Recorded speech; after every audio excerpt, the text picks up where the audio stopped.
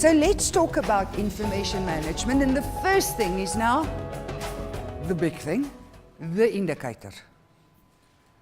So what are indicators? An indicator is a variable metric whose value can change. It's a measurement unit, and it focuses on a single aspect. Just on that point, what I've learned in defining indicators, the moment I say "and," it's a second indicator. Because if you now think about the NDA project we looked at, it was an economic activation project and a feeding scheme and a job creation and a health and nutrition. So what are we going to measure?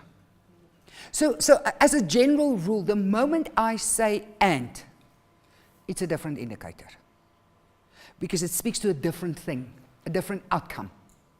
So a good indicator should produce the same results when used repeatedly to measure the same condition.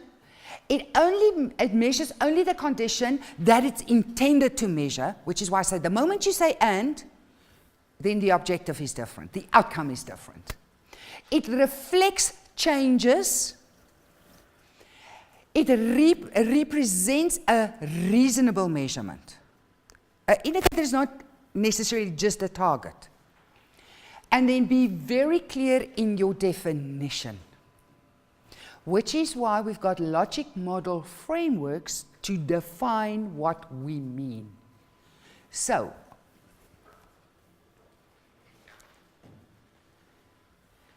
here's the logic model framework in all its glory now again. And you will notice, to confuse you, to check that you're all here still, I didn't put impacts on that side. Did you notice that? Thank you. Why? Because sometimes we don't know what we don't know. We know the change, decrease mortality rates. So how am I going to measure that?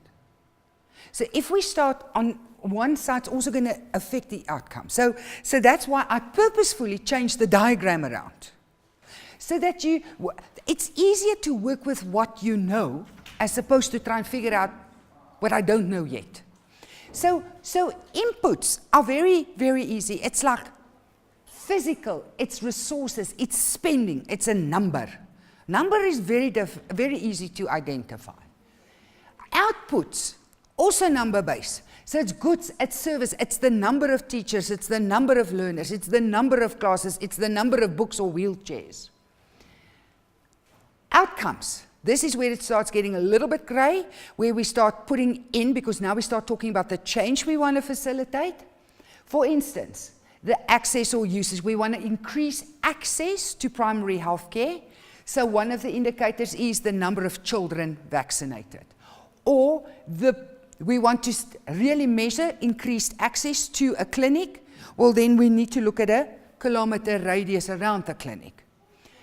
If we're looking at impact, again, both quantitative and qualitative, we want to now measure the effect on living standards, infant or child mortality, or the prevalence of a specific disease. Now, if I said to you we're going to build a clinic, it's quite a big stretch to say because we want to affect prevalence rates.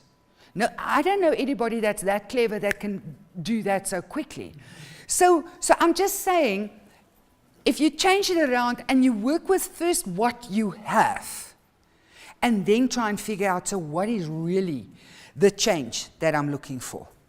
So working with indicators, the first question is, where do we begin? And I'm saying to you, now consider the theory of change. Are your objectives very clear? We want to affect the quality of life of residents in Bloemfontein. Now, the reason why I use that is because what is quality of life? Do we want people to be happier? Do we want people to be richer? Do we want people to be more educated? Can you see what I'm saying? So we use these big words, but how are we going to measure quality of life? Improved quality of life.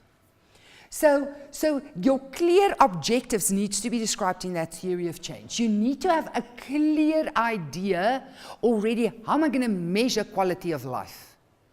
Right? And then, so what will bring me a picture of that change? So will it be people more smiley? Will it be people with more bank accounts? I don't know. But if you try and visualize what that change will look like, it will give you a better idea of how I'm going to measure that. Then also, you have to already know before you spend a single cent. The moment you say yes to a project, you need to know how you're going to measure that. So ideally already at your preparation stage, what am I going to measure? So what kind of information do I require? How am I going to measure that? And why am I going to measure that? What am I going to do with the information? Then, when am I going to measure? Before we start, while we're going, at the end of it. Who are we going to measure? If we want to improve the quality of life in Bloemfontein, are we talking about learners? Are we talking teachers? Are we talking about general consumers? Are we talking boys? Are we talking girls? Are we talking residents? Are we talking taxpayers? Then, monitoring contains the first of those key indicators. Why is that important? Because you do check that regularly.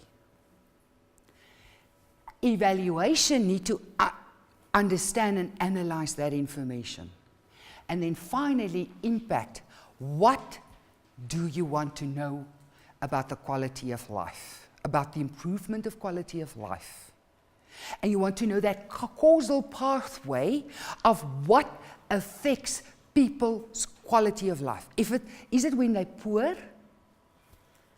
Is it when they're depressed? Is it when they're unhappy? Is it when they can't breathe?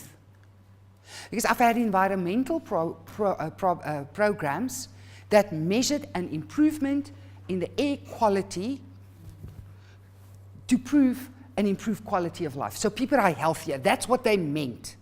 When they said we want to improve the quality of life, it took me a week to figure out they mean there's no asthma. I'm just saying, can you see what I'm saying? So you want to improve, but like, what is it? What do you actually want to... So it's the air quality. So the air quality is, no, there mustn't be smoke coming out the factory. That pollutes the air, that dirties the washing, that gives people asthma, and then they've got to go to the clinic, they've got to spend money, and then they've got to be like on medicine. So what do you want to improve? The health? The productivity? I don't know. But we use big words, especially in our vision statements. And that's why I've got this thing about vision statements. We want to empower, we economically want to activate the citizens of South Africa.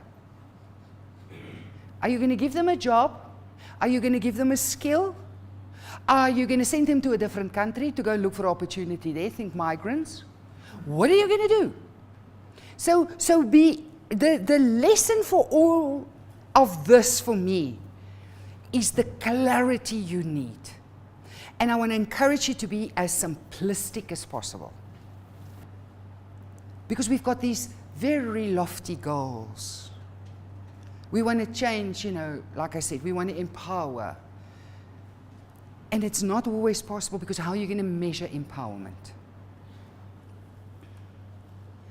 And that brings us to the indicators. So the problem with indicators already, for those of you who's got some form of kind of performance management process, is when you work from a baseline and you look at the end to see how much of a change you have affected. Here's the problem with statistics.